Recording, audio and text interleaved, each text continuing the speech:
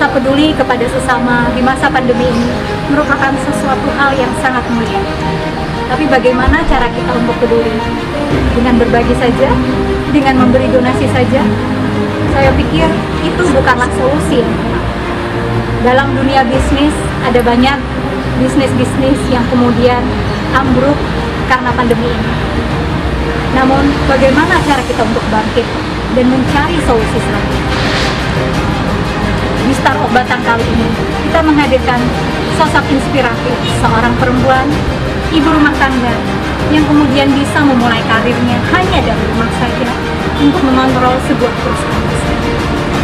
Mungkin inilah jawaban ataupun solusi bagi kita semua dengan bisnis yang terpuruk ataupun dengan semangat yang lebih baru. Saya Amelia, Star of Batang.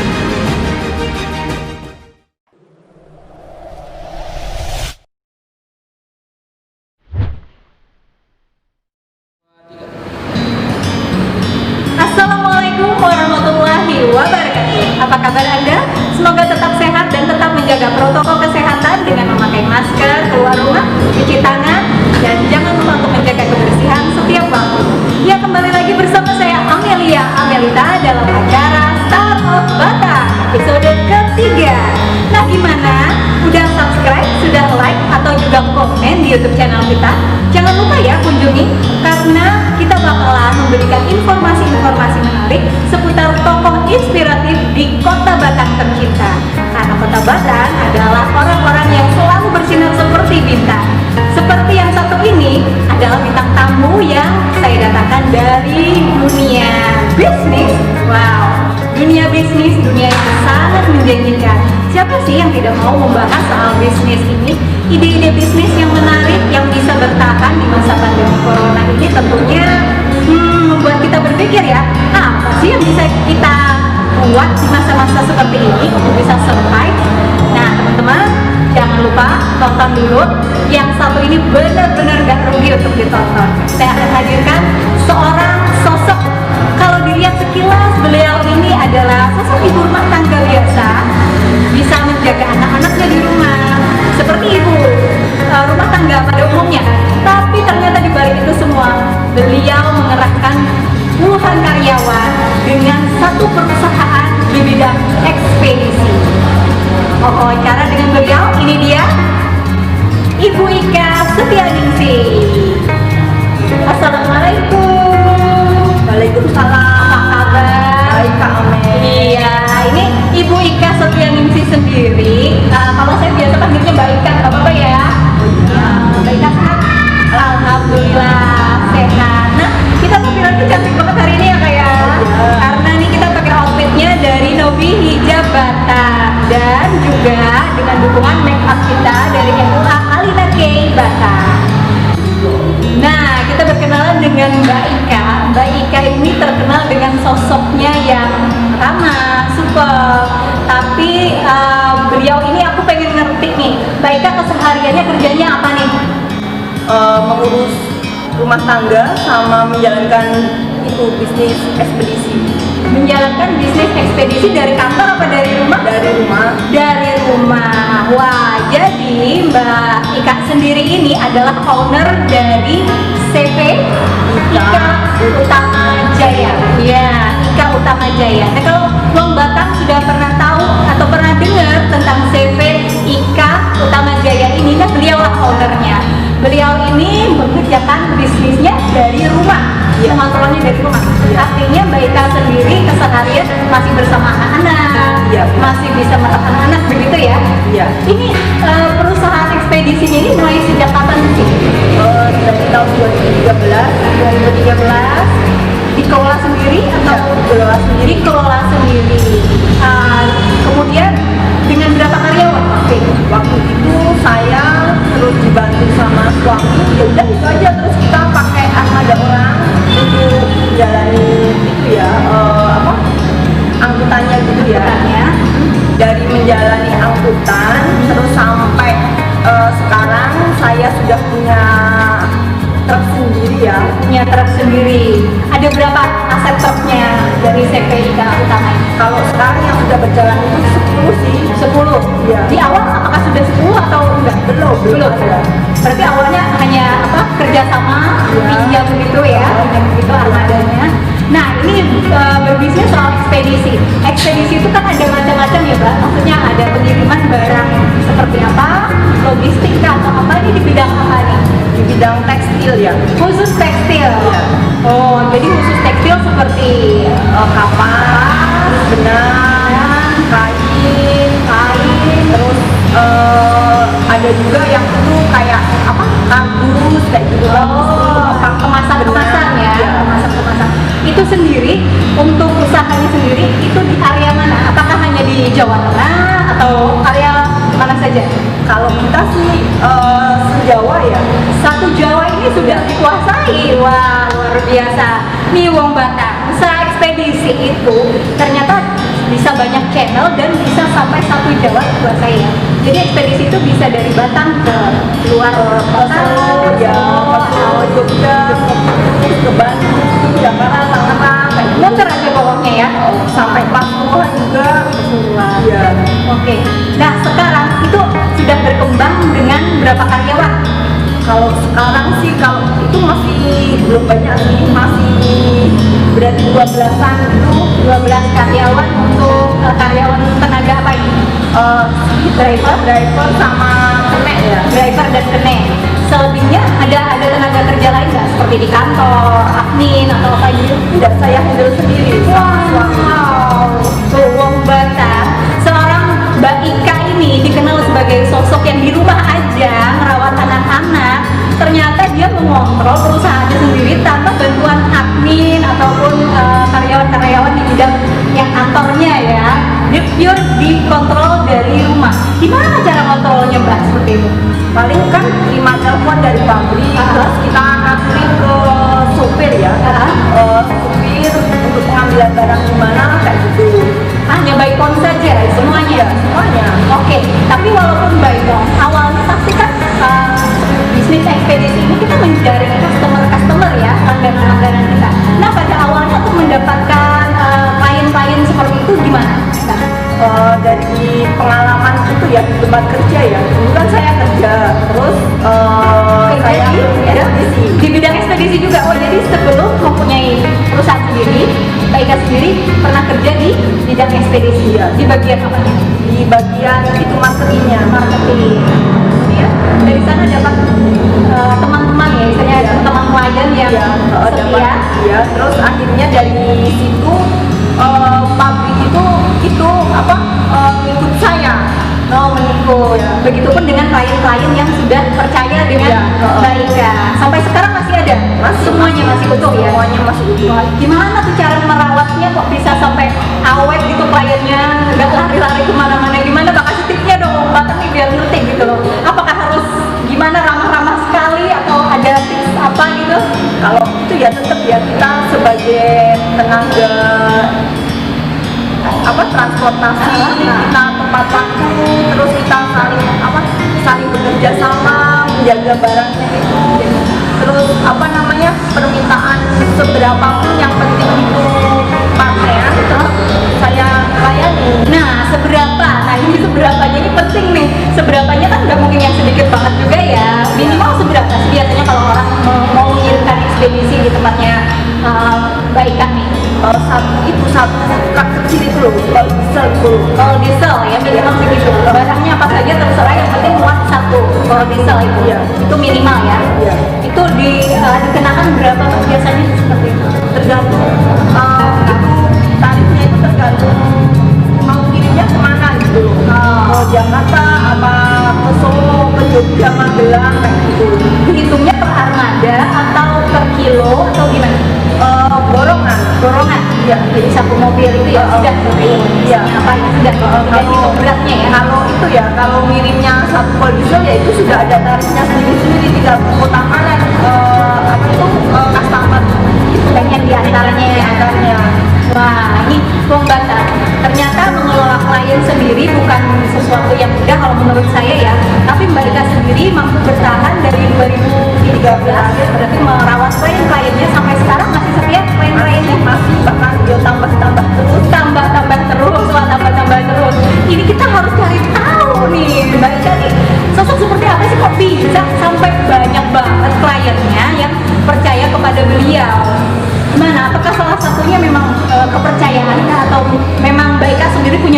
teman gitu atau gimana? Kepercayaan aja sih. Kepercayaan aja. Semua klien itu pernah bertatap muka dengan mereka atau ada yang mungkin tidak kenal atau Tadinya tidak kenal kan, tadinya tidak kenal, mungkin kan mereka kenal dari perusahaan Yang lain. pakai apa gitu, ekspedisinya pakai itu, pakai Ikatras. Terus dari itu customer kan menghubungi saya, Bu, ini saya dari PT mana gitu, boleh nggak kirim barang lewat truknya Ibu gitu. Saya bilang boleh aja, asalkan ongkosnya masuk gitu. Oke, nah menarik sekali Bang Bata. Usaha ekspedisi Ikatras ini sekarang juga bergerak di bidang tekstil ya. Iya. Nah kalau selainnya tekstil berarti tidak diterapkan? Ada juga? Pernah? Oh, seperti apa tuh misalnya? Seperti yang Batak itu kan ada pabrik industri itu kan, bawa sari manis, terus bawa tambang ya. Ya udah itu Bisa juga ya. Jadi tergantung permintaan saja ya, tergantung permintaannya saja. Nah, kalau misalnya bisnis ekspedisi ini kan merupakan bisnis yang besar kalau menurut saya, bukan bisnis kecil-kecilan. Pesaingnya berat nggak sih? pesaingnya berat semua karena mereka itu sebagian besar itu armadanya banyak, terus lebih lama mungkin. udah lama, terus senior, terus yang punya itu kebanyakan laki-laki. Oh, yang mengelola kebanyakan laki-laki. Iya. Dan bisa dibilang Mbak Ika sendiri di Batak sendiri satu-satunya owner yang perempuan. Iya. Wah, nah Wong Batak, ini tema kita hari ini benar-benar feminis sekali ya. Bukan maksudnya untuk memihak perempuan, tapi cukup luar biasa kalau menurut saya, karena sebuah perusahaan besar untuk bidang ekspedisi ini, ownernya dipimpin langsung oleh seorang perempuan seperti Mbak Ika yang notabene kesehariannya memang hanya di rumah saja. Jadi berada sebelum masa pandemi ya, orang heboh tentang work from home. Mbak Ika sendiri sudah melakukan itu dari lama ya berarti.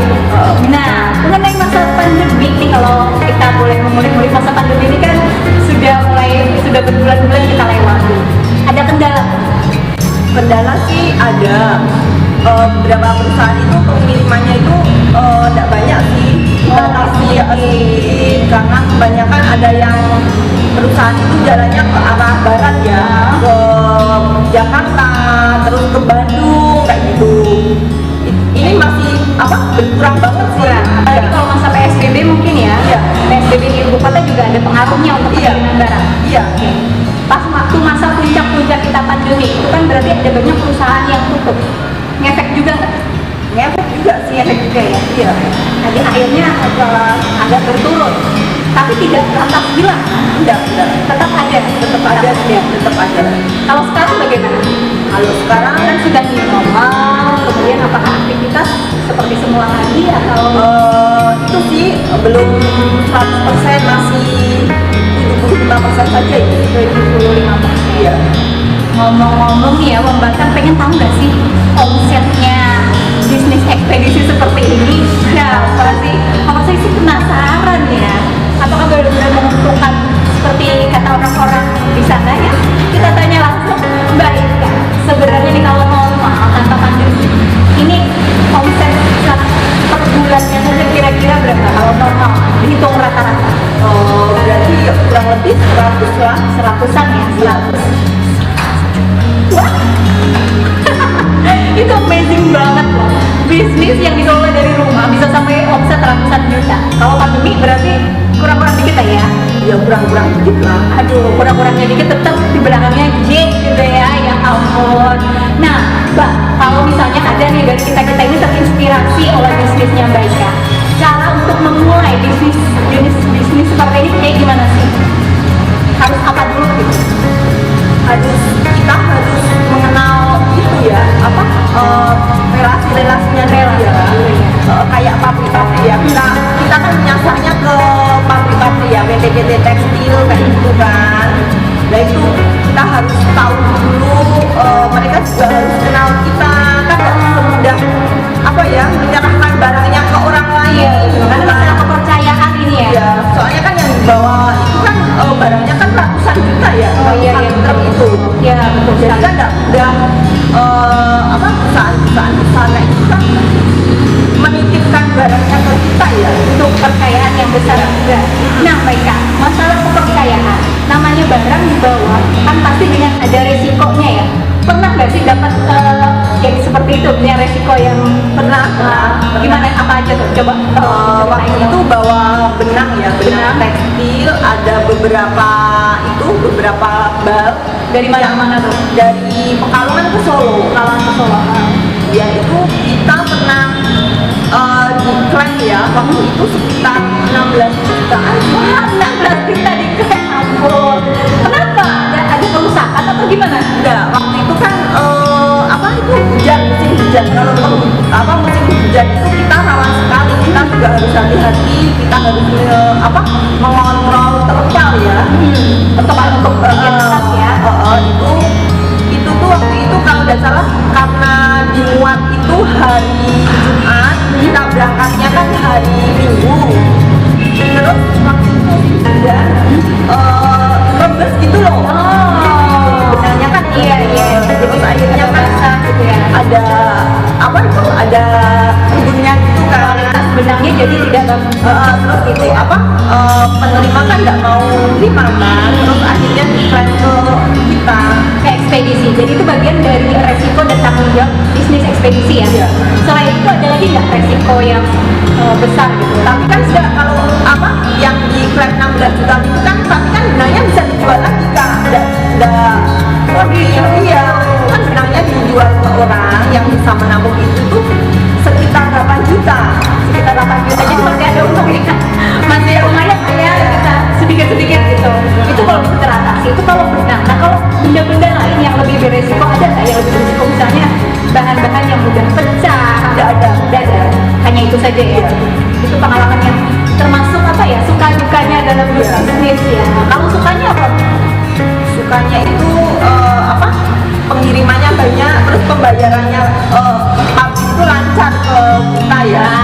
Ini itu juga bagian dari resiko kalau pembayaran telat, juga ada ininya juga ya. Iya. Ada bagian dari ekspedisi yang untuk menagih kembali. Iya. Seperti itu. Wah, Lombata seru banget nih. Nah, berbisnis ekspedisi ternyata mudah-mudah gampang dengan segala resikonya. Resikonya tadi ada kerusakan barang, kita harus tanggung jawab. Iya. Tapi ada nggak berurusan dengan perpajakan atau hal-hal dengan pemerintah? Soalnya kalau pabrik-pabrik sekarang udah welcome ya ke pajak, itu sudah dipotong PPh 23 ya. Iya. Jadi pabrik sendiri yang memotong, kita tinggal terima barang saja. Iya. Tinggal mengirimkan barangnya saja. Iya. Termasuk packing nggak ekspedisi ini? Tidak. Tidak, hanya ekspedisi. Iya. Sudah barang, sudah siap kirim ya? Iya. Dalam artian sudah siap kirim, sudah di packing, baru dimuat. Iya. Seperti itu. Wah, menjaga karyawan untuk tetap loyal kepada kita dan bertanggung jawab atas barang-barang tadi gimana sih, Pak? Karyawan kita kan sudah Ada pelatihan dulu, ada. Alhamdulillah bapak-bapak supir itu mereka emang yang bekerja, jadinya emang semangat ya. Terus kalau kita ada masalah, dia juga kena imbasnya kan. Jadinya kita sama para supir itu saling menjaga. saling menjaga aja ya. Yang karyawan juga menjaga. Dalam artian kalau ekspedisi itu berjalan, prosedurnya hanya ada berapa orang di dalam muatan itu? Ada supir sama Supir dan kenek hanya berdua. Iya. Artinya berdua orang inilah yang bertanggung jawab atas barang yang dikirim ya. Iya. Wow, luar biasa tuh. Nah, ini Mbak Ika, misalnya ini teman-teman Wong Batang yang nonton nih, ada yang berprofesi sebagai mungkin driver, atau mungkin dia punya armada seperti truk dan lain sebagainya. Boleh nggak nih gabung ke perusahaan CPIK nih? boleh aja sih. Boleh aja ya. Caranya gimana? Caranya dia tunjukkan itu surat-suratnya kendaraan komplit, terus saya juga kenal personil itu bapak supirnya itu orang mana, rumahnya mana. Wah, ini kayak rumah melamar anak ya, harus kenal bibit, bebek, dan bobotnya gitu kali ya Mbak ya. Iya. Oke, Mbak, seru banget. Nah, kalau misalnya ini perusahaan sudah berjalan seperti ini dengan atas dasar kepercayaan ya, baik itu klien ataupun karyawan. Nah Mbak Ika, kalau support sendiri dari keluarga bagaimana? Kalau support itu dari suami yang ngebantu saya untuk ketemu langsung sama bapak-bapak supir ya, untuk ngasih sangu, terus ngasih surat jalan. Di lapangan begitu ya. Artinya jadi suami juga support di bidang perusahaan ini. Iya. Kalau boleh tahu suami sendiri pekerjaannya apa sih Mbak Ika? Suami saya itu Polri ya. Polri. Siap gak kita ya namanya Polri, tapi masih sempat untuk membantu Mbak Ika untuk support bisnis ini. Iya. Selain suami, ada keluarga lain yang mendukung? Kalau beliau itu orang tua ya. Orang tua ya? Iya. Orang tua mungkin support doa dan Iya. semangat ya? Iya. Oke. Atau pabrik atau perusahaan sendiri ada di mana sih Mbak? Kalau saya itu kantor ya. Kantor saya ya sekalian rumah itu sekalian kantor. Tuh, pembatas rumah itu bisa dijadikan kantor, jadi kita nggak perlu ribet untuk memulai bisnis ya nggak sih Kak? Iya. Nah, Kak Ika sendiri asli Wong Batam nggak sih? Asli Wong Batam. Asli Wong Batam.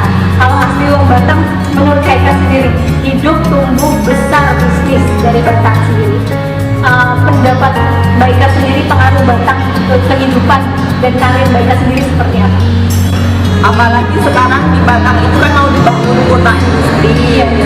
Terus di Batam itu kalau Batam yang ke timur, Tunis ke timur itu kan sudah di sana itu banyak itu ya bapak-bapak yang punya truk tapi dia tidak punya muatan. Terus saya ajak mereka untuk gabung di perusahaan saya. Terus tidak orang Batam aja sih. Ada yang lain juga ya? Ada. Kebanyakan Wong Batam. Iya. Wong Batam itu banyak lah, dari itu yang produser kecil yang itu juga mereka minta muatan kalau saya.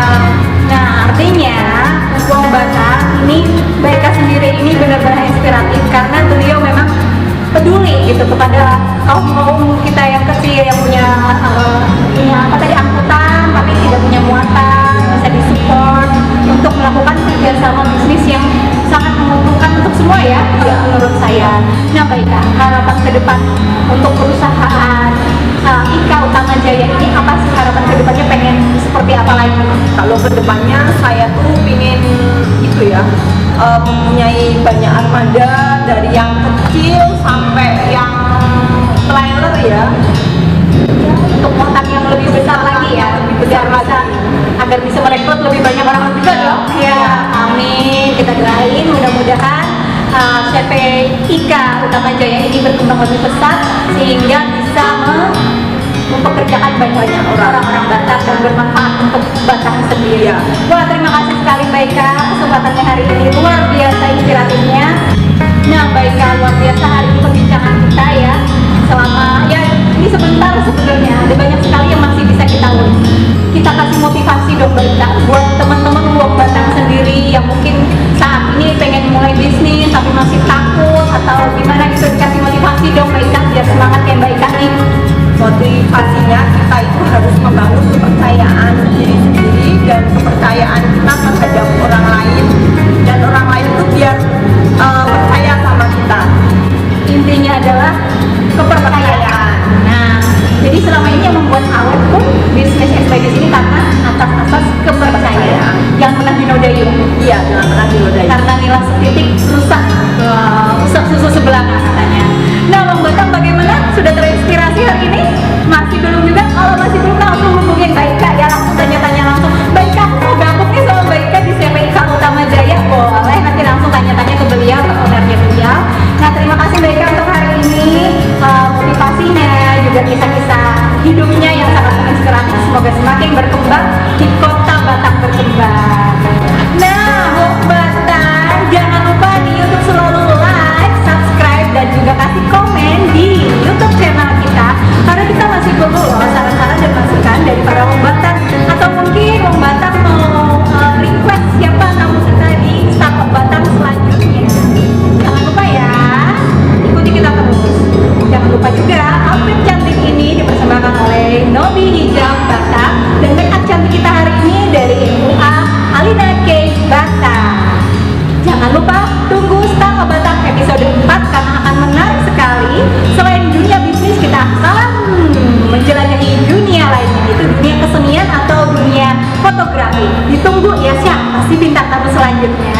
Saya Amelia Amelita undur diri. Mohon maaf apabila ada kesalahan. Wassalamualaikum warahmatullahi wabarakatuh. Startup Batam, Wong Batam selalu bersinar.